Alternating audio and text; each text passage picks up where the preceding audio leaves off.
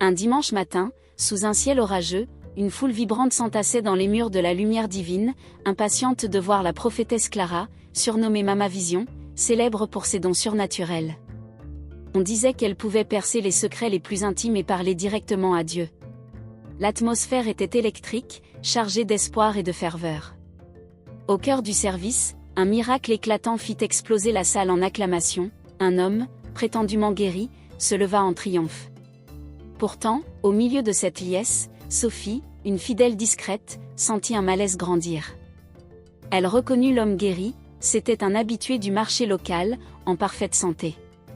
Le doute s'installa. Était-ce une supercherie ? Mais oser défier Clara, protégée par une aura quasi intouchable, semblait risqué. Clara n'avait pas toujours été cette figure charismatique. Autrefois, elle était une jeune femme pieuse, issue d'une famille modeste et fervente, rêvant de guider les âmes. Mais son ministère peinait à décoller. Tout changea lorsqu'elle rencontra le pasteur Samuel lors d'une conférence. Il lui promit une puissance inégalée en échange d'un sacrifice terrifiant. Désespérée, Clara accepta et, lors d'un rituel obscur, renonça à sa capacité d'avoir des enfants. Dès lors, son ministère explosa, renommée, richesse et une congrégation toujours plus nombreuse affluèrent. Mais un secret bien plus sombre se cachait derrière son ascension. Clara n'était pas entièrement humaine. Liée à une alliance occulte appelée le royaume des abysses, elle se transformait chaque nuit en une créature serpentine. Sous l'eau, elle recevait des pouvoirs de la reine des profondeurs, force, vision, et une connaissance troublante des vies de ses fidèles. Ce pacte lui coûte son humanité, son âme et sa fertilité. Sa congrégation, aveuglée par sa ferveur, ignorait ses escapades nocturnes et son allégeance surnaturelle. Le ministère de Clara prospérait sur la manipulation. Elle introduit le miroir de l'âme, un objet soi-disant béni, censé purifier l'esprit de ceux qui l'utilisent.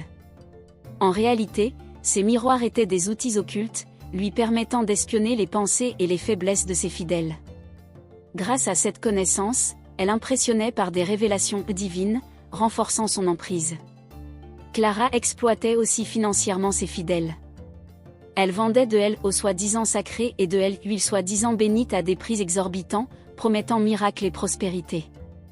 Lors d'un service, elle s'en prit à un jeune homme, David, l'avertissant d'un destin maudit s'il ne faisait pas un sacrifice coûteux une somme équivalente à une vache. Terrifié, David obéit, ignorant que cet argent servait à financer le train de vie luxueux de Clara, loin de toute cause spirituelle. Sophie, de plus en plus méfiante, accumulait les preuves de la fraude. Les miracles ? Non. Des mises en scène. Un vieillard miraculeusement guéri, n'était qu'un acteur payé.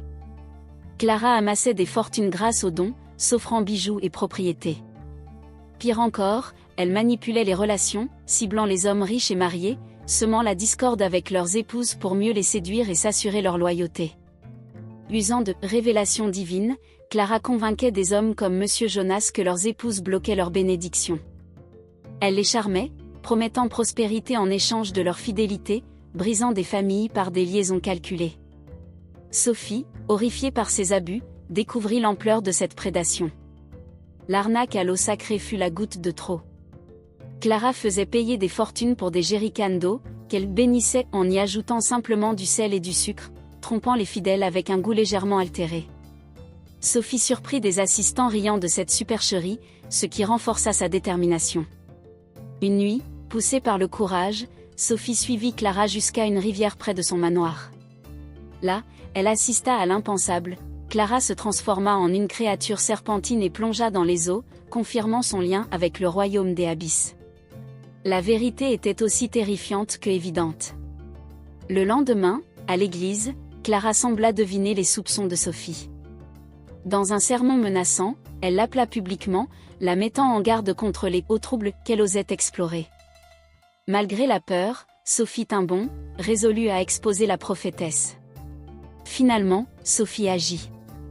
Elle diffusa des enregistrements, des photos et des témoignages aux médias, révélant les fraudes de Clara, miracles truqués, liens occultes, exploitation financière. La nouvelle choqua le public. Les fidèles, trahis, pleuraient leur perte. Sophie s'adressa à eux avec force, les exhortant à la vigilance et au discernement face aux leaders spirituels. Clara était une imposture, mais il existe encore des serviteurs authentiques, guidés par l'humilité, sans cupidité ni manipulation, déclara-t-elle. L'histoire de Clara, la prophétesse déchue, devint un avertissement.